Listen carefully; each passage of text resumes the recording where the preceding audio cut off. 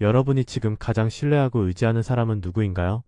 그리고 그 사람이 정말로 당신의 편이라고 확신할 수 있나요? 만약 가까운 이가 당신을 이용하거나 속으로 비웃고 있다면 어떨까요?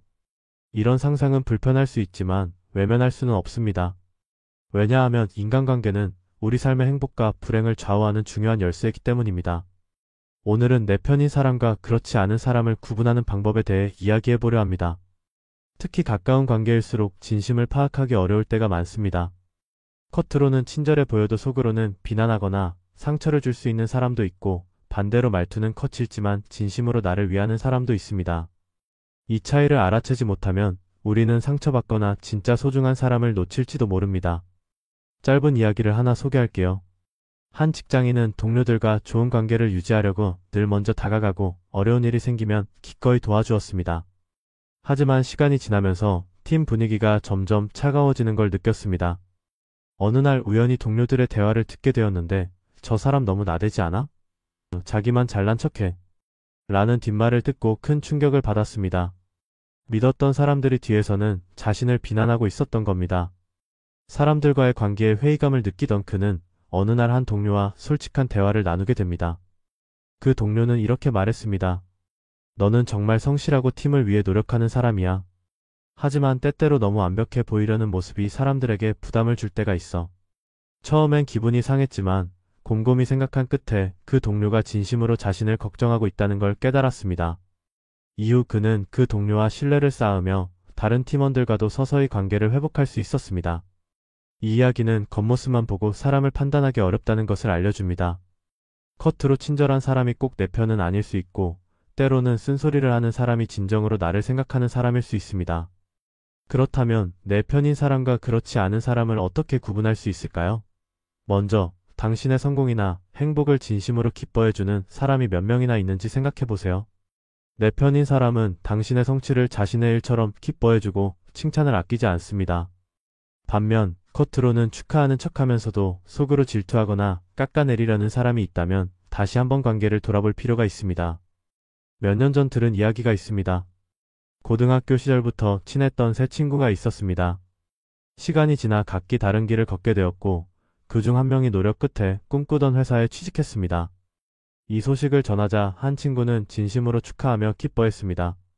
그러나 다른 친구는 조용히 있다가 그 회사 요즘 별로라던데. 잘 생각해봐.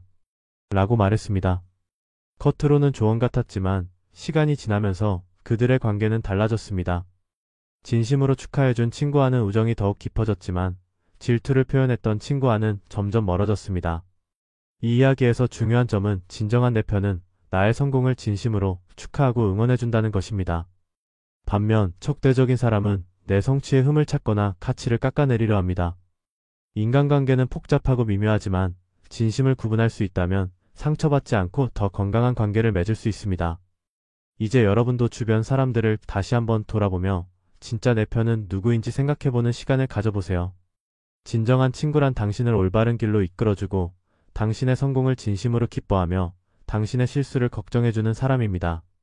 이 말을 떠올리며 주변 사람들을 바라볼 때 그들이 나를 어떻게 생각하고 대하는지 주의 깊게 살펴보는 것이 중요합니다.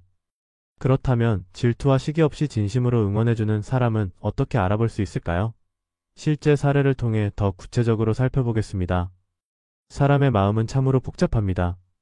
누군가를 진심으로 응원하는 마음과 시기하는 마음은 종이 한 장 차이처럼 보일 때도 있습니다. 하지만 이 미묘한 차이를 정확히 구분하는 것은 우리 삶에서 중요한 과제가 됩니다. 얼마 전 한 회사에서 있었던 일화가 있습니다. 신입사원으로 입사한 지 얼마 되지 않은 지영 씨는 성실한 태도와 뛰어난 업무 능력으로 빠르게 좋은 평가를 받으며 승진 기회를 얻었습니다. 그녀는 자신의 노력이 인정받았다는 사실에 뿌듯함을 느꼈고 이 기쁨을 동료들과 나누고 싶었습니다. 그러나 동료들의 반응은 제각각이었습니다. 어떤 동료는 진심으로 축하하며 정말 열심히 했으니 당연한 결과야 라고 응원해 주었습니다. 반면 다른 동료는 신입이 그렇게 빨리 승진하는 건 이상한데 윗사람에게 잘 보였나 보지? 라며 비꼬는 말을 했습니다. 그날 이후 지영씨는 동료들의 태도에서 미묘한 차이를 느끼기 시작했습니다. 진심으로 축하해준 동료는 계속해서 응원과 조언을 아끼지 않았지만 비꼬았던 동료는 사소한 실수를 크게 부풀려 다른 사람에게 전하곤 했습니다. 이 이야기는 내 편인 사람과 그렇지 않은 사람을 구분하는 중요한 기준을 알려줍니다. 그것은 바로 내가 잘 될 때와 어려울 때 그들이 보이는 반응입니다. 진정한 내 편은 내가 성공했을 때 함께 기뻐하고 응원하며 내가 힘들 때는 위로와 도움의 손길을 내밉니다. 그들은 나의 부족함을 비난하기보다는 부드럽게 보완해주며 함께 성장할 수 있는 관계를 추구합니다. 반대로 적대적인 사람은 나의 성공 앞에서는 겉으로만 웃으며 축하하는 척하지만 속으로는 질투하거나 흠을 찾아내려 합니다. 그들은 나의 실수를 지나치게 부각시키고 나를 깎아내려 자신을 돋보이게 하려는 경우가 많습니다. 이와 관련해 고전에서 전해오는 이야기를 하나 소개합니다. 중국 전국시대의 명장 백기와 그의 동료들에 관한 이야기입니다. 백기는 수많은 전투에서 승리하며 명성을 얻었지만 그의 성공을 시기한 동료들은 모략을 꾸며 그가 왕의 신임을 잃게 만들었습니다. 결국 백기는 억울하게 죽음을 맞이하게 되었습니다. 이 이야기는 성공이 클수록 시기와 질투도 커질 수 있으며 그런 상황 속에서도 진짜 내 편을 알아보는 눈이 얼마나 중요한지를 알려줍니다. 여기서 질문을 하나 던져봅니다. 당신 주변에는 누가 진심으로 당신의 성공과 행복을 응원하고 있나요? 반대로 누가 당신의 실수에 지나치게 비판적이거나 질투심을 드러내고 있나요? 이 질문에 대한 답을 찾는 과정이 앞으로의 관계를 더욱 건강하고 단단하게 만드는 중요한 시작점이 될 것입니다. 마지막으로 관계를 더 건강하게 만드는 방법에 대해 이야기해 보겠습니다.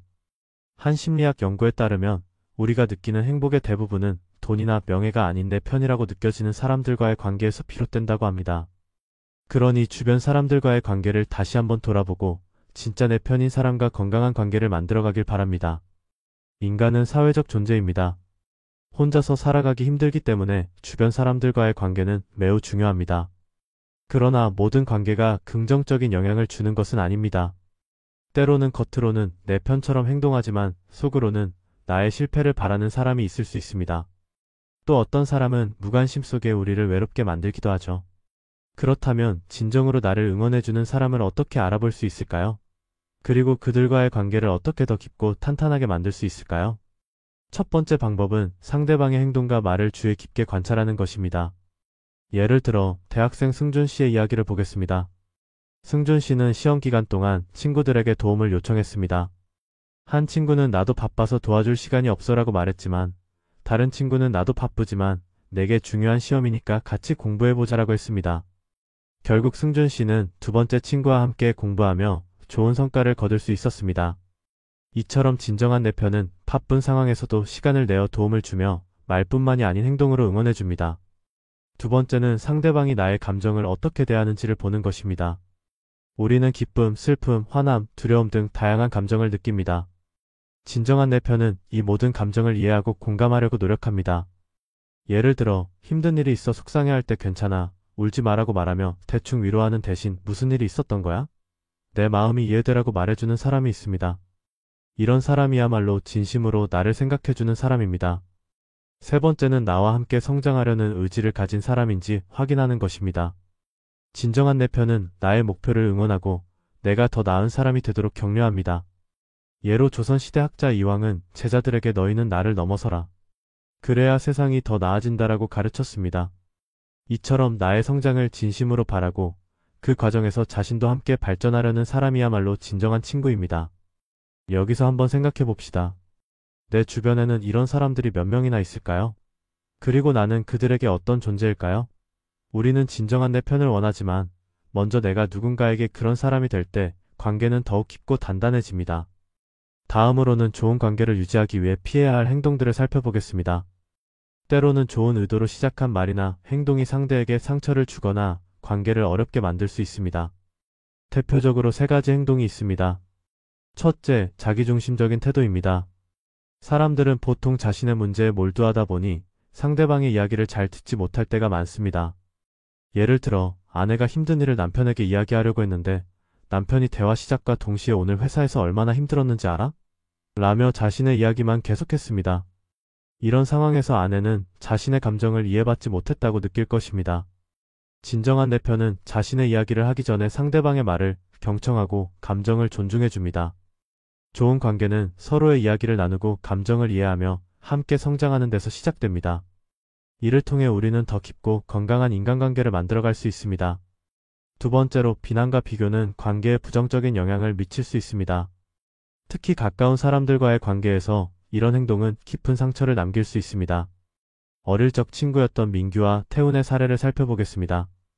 민규는 항상 태훈보다 성적이 좋았지만 태훈이 좋은 점수를 받을 때마다 그 정도는 누구나 받을 수 있지라며 비꼬거나 다른 사람과 비교하며 깎아내렸습니다. 결국 태훈은 서서히 민규와 거리를 두기 시작했습니다. 비난과 비교는 상대방의 자존감을 낮추고 신뢰를 약화시킵니다. 대신 상대방의 성취를 진심으로 축하하고 응원하는 태도가 필요합니다. 세 번째는 지나친 의존입니다. 물론 가까운 사람과 도움을 주고받는 것은 자연스러운 일입니다.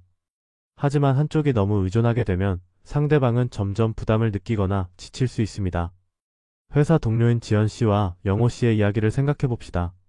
지연 씨는 매번 영호 씨에게 업무를 부탁하면서 내가 못해서 그래라며 책임을 회피했습니다. 처음에는 영호 씨도 도와주는 것이 큰 문제가 아니었지만 시간이 지날수록 지연 씨의 의존적인 태도에 지치기 시작했습니다.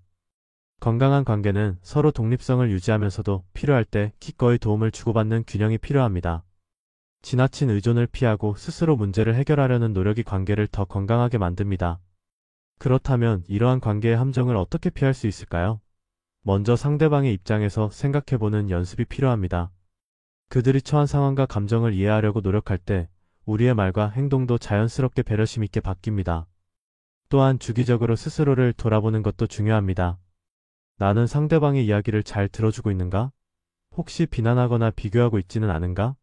이런 질문을 통해 자신의 행동을 점검하며 더 나은 관계를 만들어갈 수 있습니다.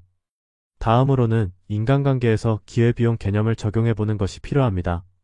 기회비용은 경제학 개념이지만 인간관계에서도 중요한 통찰을 제공합니다. 하나의 관계에 시간과 에너지를 쏟으면 다른 관계에 투자할 여력이 줄어듭니다.